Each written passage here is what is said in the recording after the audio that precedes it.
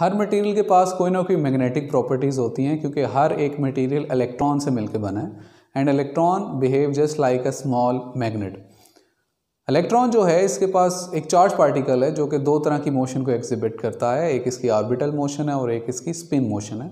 Orbital motion ये nucleus के around move करता है जिसको हम ऑर्बिटल मोशन बोलते हैं इसकी, और एक स्पिन मोशन होती है ये अपने एक्सिस के गिर्द भी अप एंड डाउन जो है ये मोशन को एग्जिबिट करता है। So due to these motion, it generate magnetic field lines around it and it start behave just like a magnet।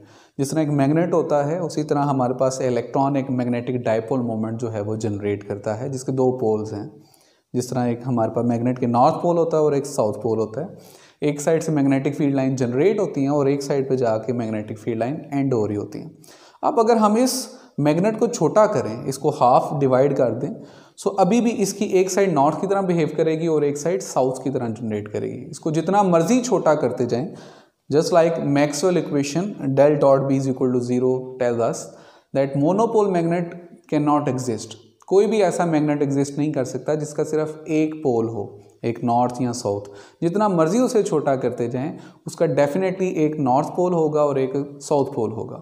So magnetic domain के नाम से हम एक इसका माइक्रो लेवल का, स्मॉल लेवल पे, हम एटॉमिक लेवल पे इसका एक कंसेप्ट है जो यूज़ करते हैं, जो कि किसी भी मटेरियल की जो मैग्नेटिक डायपोल मोमेंट है उसको एक्सप्लेन करने के लिए यूज़ होता है। जस्ट लाइक हम उसको इस तरह से उसकी डायरेक्शन को शो कर रहे होते हैं कि किस तरह से मैग्नेटिक फील्ड लाइन कहाँ से निकल रही हैं और किस डायरेक्शन में जा रही हैं। So what is magnetic domains? It is a very small region at micro level where more than two atoms combine to form resultant magnetic field along with the resultant direction of magnetic field। अब हर एक atom का अपना dipole moment है, तो जब ये दो या दो से ज़्यादा एटम आपस में मिलेंगे तो वो रिजल्टेंट मैग्नेटिक फील्ड बनाएंगे और उनकी जो डायरेक्शन होगी, उस डायपोल मोमेंट की जो डायरेक्शन बनेगी वो एक रिजल्टेंट बनेगी और उसको इस तरह से हम जो है वो शो कर सकते हैं। Now these magnetic domains and their alignment tell us that कि किसी भी मटेरियल के पास किस तरह की मैग्नेटिक प्रॉपर्टी होंगी, क्या वो एक अच्छा मैग्नेटिक मटेरियल होगा या इंटरमीडिएट होगा या लोएस्ट मैग्नेटिक प्रॉपर्टीज़ को होल्ड करने वाला हमारे पास मटेरियल होगा। सो दीज मैग्नेटिक डोमेन्स जो है वो हमें मेन किसी भी मटेरियल के बारे में इंफॉर्मेशन देती है उसकी मैग्नेटिक प्रॉपर्टीज़ की। सो मैग्नेटिक डोमेन्स के बिहाफ पे हम बेसिकली तीन तरह के मैग्नेटिक मटेरियल बनाते हैं। एक को बोलते हैं फेरोमैग्नेटिक मटेरियल, एक को बोलते हैं डायामैग्नेटिक मटेरियल और एक को बोलते हैं पैरामैग्नेटिक मटेरियल। हमारे पास फेरोमैग्नेटिक मटेरियल ऐसे मटेरियल होते हैं जिनकी ये जो मैग्नेटिक डोमेन्स होती हैं इनकी अलाइनमेंट बहुत अच्छी हुई होती है और इस तरह की अलाइनमेंट होती है कि हर मैग्नेटिक डोमेन दूसरे को सपोर्ट कर रही होती है, वो अच्छी तरह से परफेक्टली अलाइनमेंट में होती है। So such magnetic material in which all magnetic domains are perfectly aligned with each others and they support each other on the application of external magnetic field। इस तरह के जो मटेरियल होते हैं वे परमानेंट मैग्नेटिक मटेरियल की तरह behave करते हैं, हम इनको परमानेंट मैग्नेट के तौर पे यूज़ भी करते हैं। सो इस तरह से इनकी मैग्नेटिक डोमेन जो हैं वो अलाइन होती हैं। On the other hand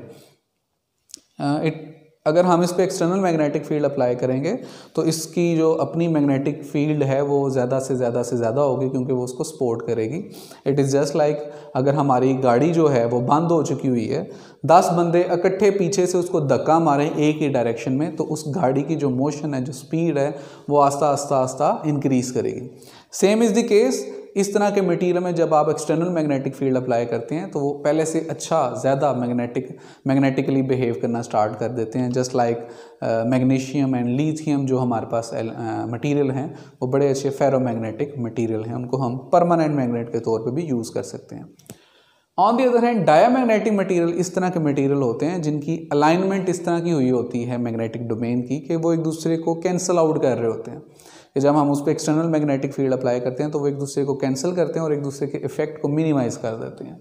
so such material in which all magnetic domains aligned in such a way that they always try to cancel each other effect on the application of external magnetic field. It is just like कि अगर हमारी गाड़ी रुक गई है, हमारे पास 10 लोगों का सपोर्ट है, अब 5 बंदे पीछे से आगे की तरफ धक्का मारना शुरू करते हैं गाड़ी को और 5 बंदे आगे से पीछे की तरफ धक्का मारना शुरू करते हैं। अब 10 बंदों की एनर्जी यूज़ हो रही है, वो काम भी कर रहे हैं, गाड़ी को धक्का मार रहे हैं, लेकिन जितनी एनर्जी जो है वो पीछे से आगे वाले धक्का मार रहे हैं उतनी ही एनर्जी से वो आगे से पीछे की तरफ धक्का मारेंगे, तो दोनों एक दूसरे का इफेक्ट कैंसिल कर देंगे और हमारी गाड़ी कहीं पे भी नहीं जाएगी।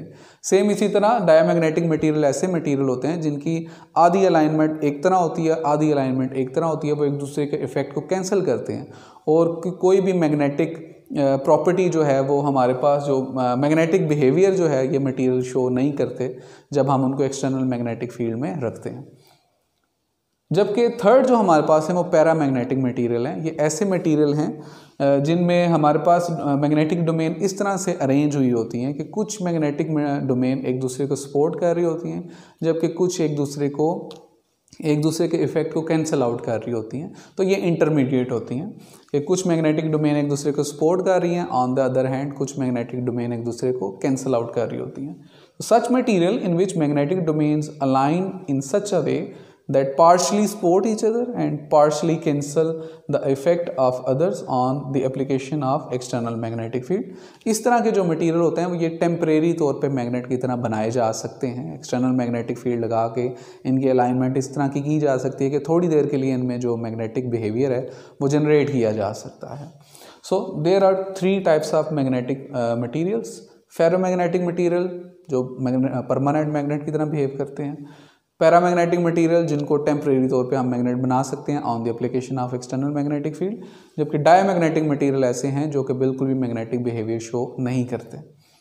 अब हमारे पास कुछ इस तरह के टेम्परेचर होते हैं जहाँ पे जाके कुछ एक तरह के मटेरियल जो हैं वो दूसरी प्रॉपर्टी को होल्ड करने लग जाते हैं। कुछ क्यूरी टेम्परेचर, कुछ क्रिटिकल टेम्परेचर ऐसे होते हैं कि उस टेम्परेचर पे जाके एक तरह का प्रॉपर्टीज रखने वाला जो मटेरियल है वो दूसरी तरह के बिहेव करना शुरू कर देता है। फॉर एग्जांपल क्यूरी टेम्परेचर एक बड़ा इंपॉर्टेंट टेम्परेचर है। ये ऐसा टेम्परेचर होता है जहाँ पे हमारे पास अगर कोई फेरोमैग्नेटिक मटेरियल है सो इस टेम्परेचर पे जाके वो पैरामैग्नेटिक मटेरियल की तरह बिहेव करना शुरू कर देता है। नाउ क्यूरी टेम्परेचर क्या है? It is a particular temperature at which a ferromagnetic material start behaving like a paramagnetic material due to disturbance in magnetic domain. और ये मटेरियल टू मटेरियल वेरी करता है। फॉर एग्जांपल फेरोमैग्नेटिक मटेरियल हमारे पास तादाद हैं, तो हर एक मटेरियल का जो क्यूरी टेम्परेचर होगा वो डिफरेंट होगा और उस टेम्परेचर पे जाके वो फेरोमैग्नेट की तरह बिहेवियर जो है वो एग्जिबिट नहीं करेगा। इसलिए हमें इस बात का ध्यान रखना है कि अगर एक पर्टिकुलर फेरोमैग्नेटिक मटेरियल को यूज़ कर रहे हैं तो उस टेम्परेचर पे हमने यूज़ नहीं करना जो कि उसका क्यूरी टेम्परेचर है, क्योंकि वहाँ पे जाके वो फेरोमैग्नेटिक मटेरियल की तरह बिहेव करना छोड़ देगा और पैरामैग्नेटिक मटेरियल की तरह बिहेव करना शुरू कर देगा। सो इस तरह से हम मटेरियल्स को कैटेगराइज कर सकते हैं on the behalf of their magnetic properties.